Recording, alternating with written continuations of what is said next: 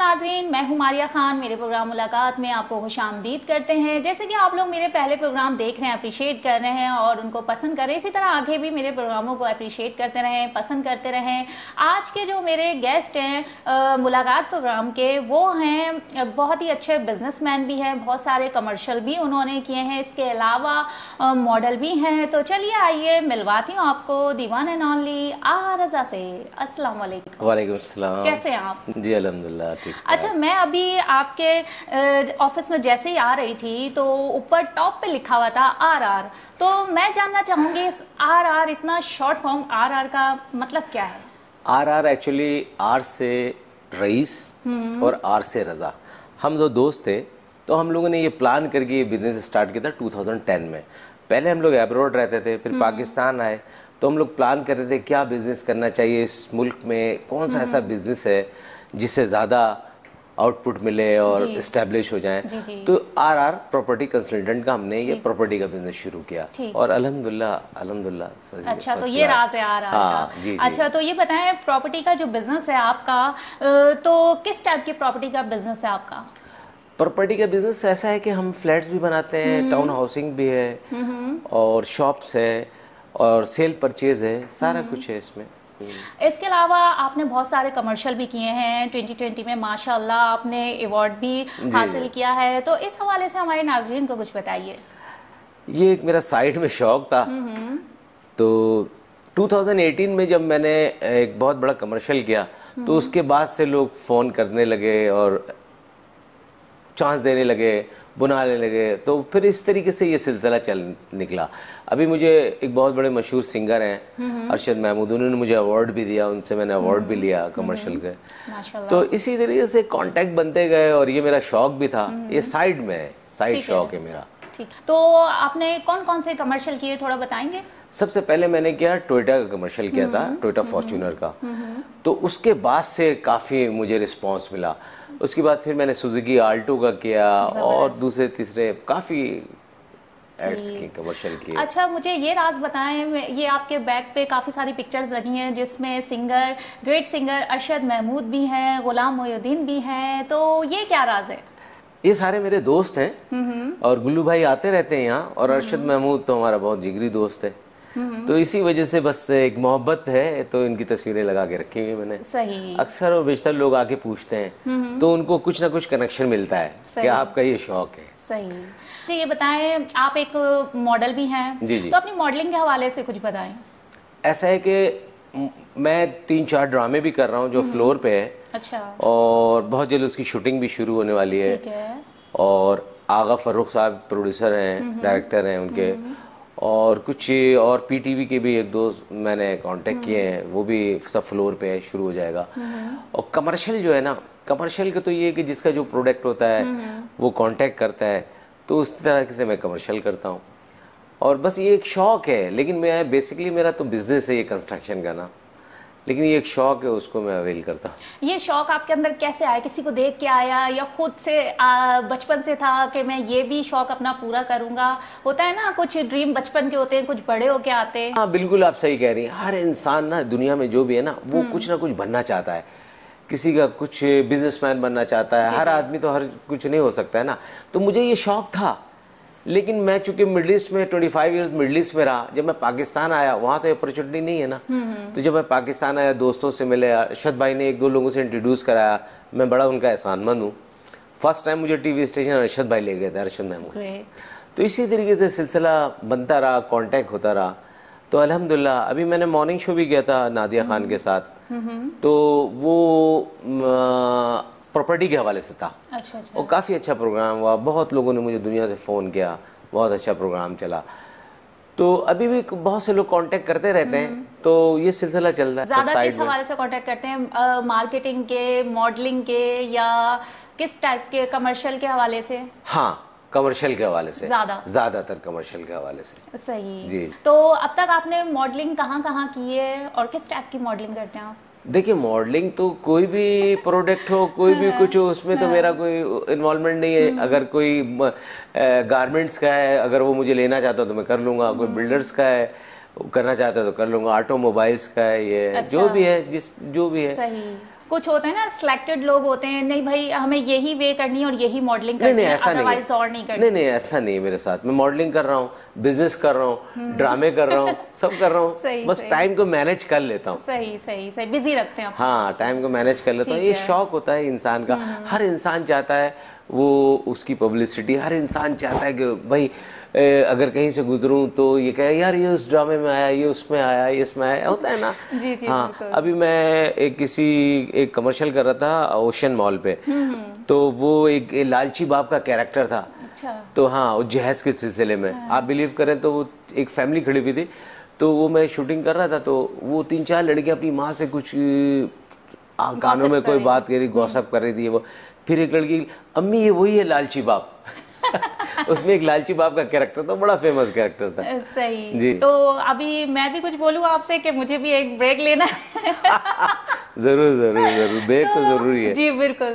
तो जी नाजरीन, देख रहे हैं आप, आगा रजा से हम बातें कर रहे हैं, गपशप, मजा आ रहा होगा आपको सुन के उनकी मजे की बातें। तो ये मजे की बातें हम यहीं से ज्वाइन करेंगे, लेकिन एक लेते हैं छोटा सा ब्रेक। तो मिलते हैं ब्रेक के बाद।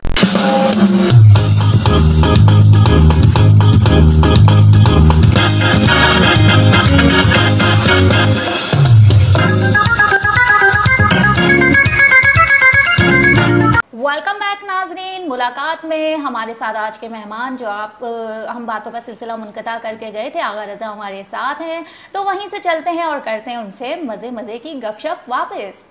जी आगा रजा, मुझे ये बताएं अब कि मैं कहीं बैठी हुई थी तो मैंने सुना कि आप कमर्शियल करने के साथ साथ, ठीक है, आप एक्टिंग में भी कदम रख रहे हैं। तो एक्टिंग में कदम रखने का कैसे सोचा, क्योंकि एक्टिंग बहुत मुश्किल काम है, कमर्शियल आसान है, तो आपने कैसे सोच लिया कि मुझे एक्टिंग में जाना है? हाँ, बहुत अच्छा क्वेश्चन किया आपने।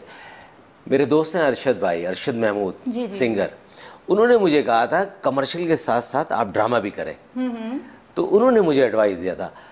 तो फिर बस करम हुआ ऊपर वाले का, तीन ड्रामे मैंने प्राइवेट प्रोडक्शन साइन किए हैं। एक पीटीवी का किया है जो फ्लोर पे इंशाल्लाह, एक ड्रामा तो 2-3 दिन के बाद उसकी रिकॉर्डिंग शुरू हो जाएगी, उसकी शूटिंग है।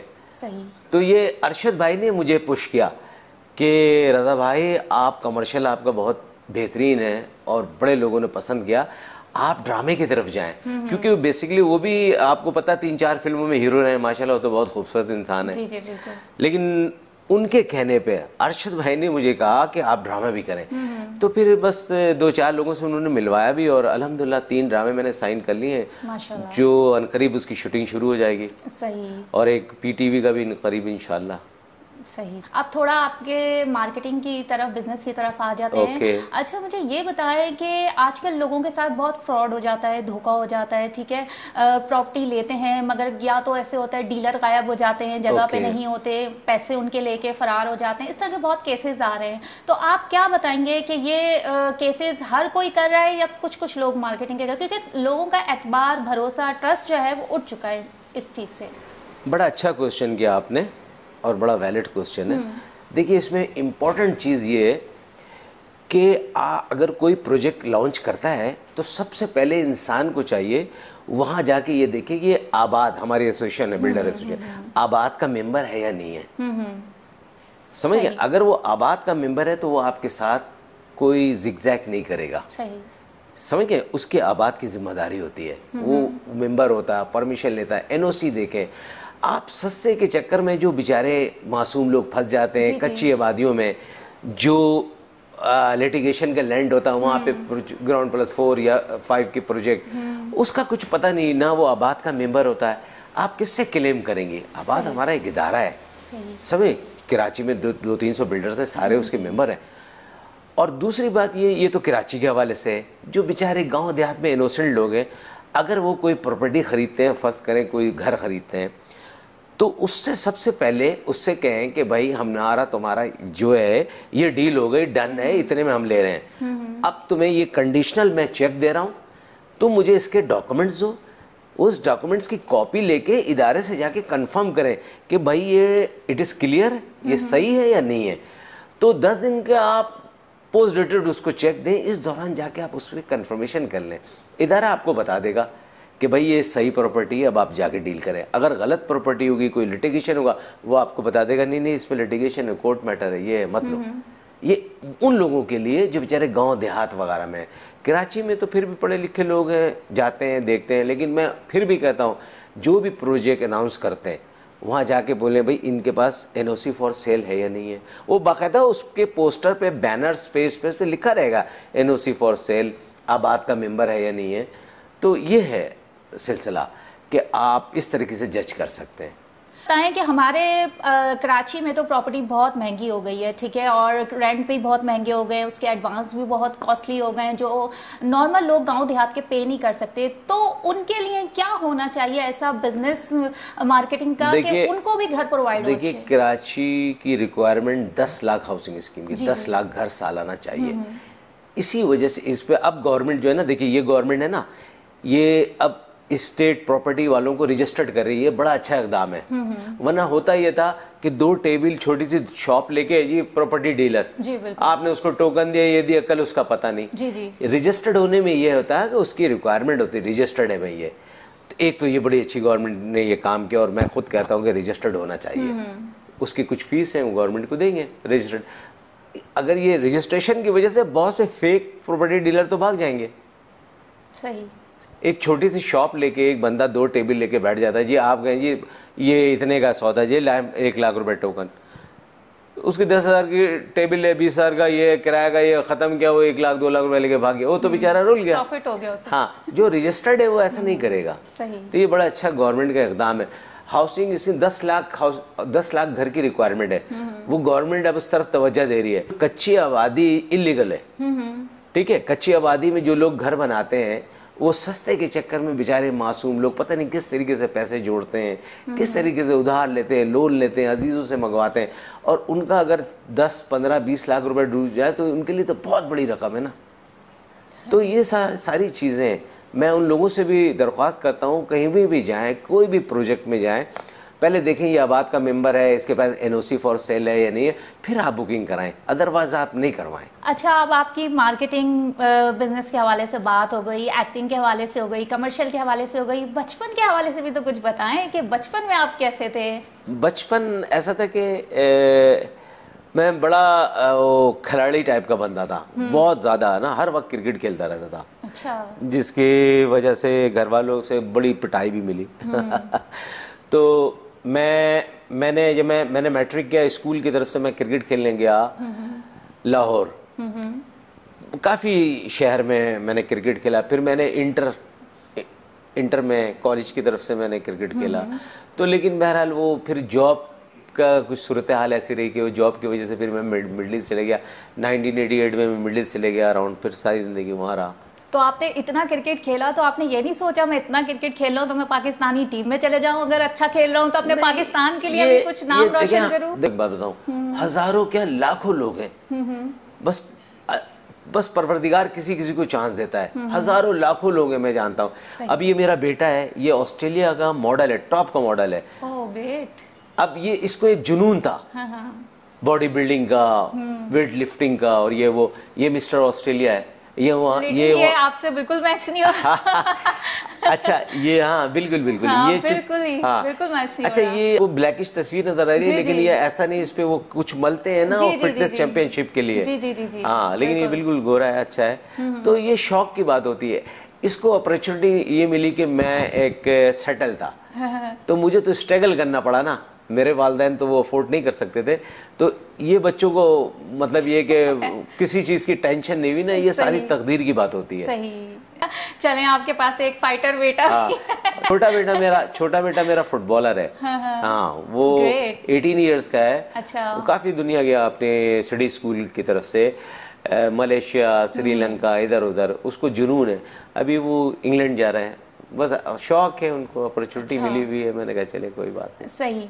बहुत बहुत शुक्रिया आगा रज़ा कि आपने हमें इनवाइट किया और इतनी प्यारी प्यारी बातें अपने आपका भी शुक्रिया, आपने मौका दिया। जी, तो फिर किसी नए प्रोग्राम में आपको दोबारा से हाजिर होंगे। मैं थी मारिया खान, दीजिए मुलाकात, प्रोग्राम से मुझे इजाजत, अल्लाह निगहबान।